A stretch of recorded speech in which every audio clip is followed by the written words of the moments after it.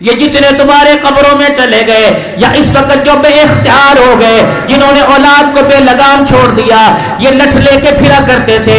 6 سنتیں تو ہر ایک کے زندگی میں زندہ تھی. میرے عزیزوں، کوئی ماننے یا نہ مانے، کسی کو آمنہ کے لال کے دین سے واقفیت تھی یا نہیں تھی، 6 سنتیں تو سب کے اندر زندہ تھی.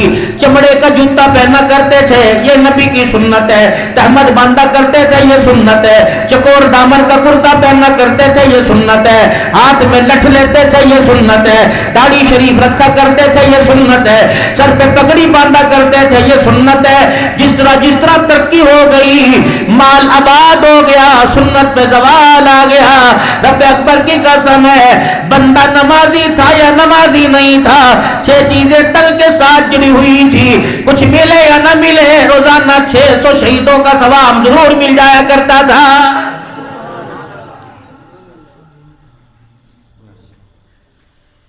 باپ کے سر سے پگڑی گئی، بیٹی کے سر سے دوپٹہ چلا گیا.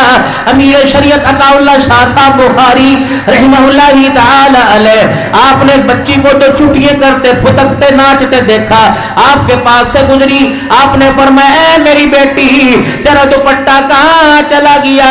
کہنے لگی جب سے باپ کی ٹوپی اتری میرا دوپٹہ خود بخود غائب ہو گیا ہے. یہ سر کا ڈھانکنا، یہ ٹوپی کا پہننا.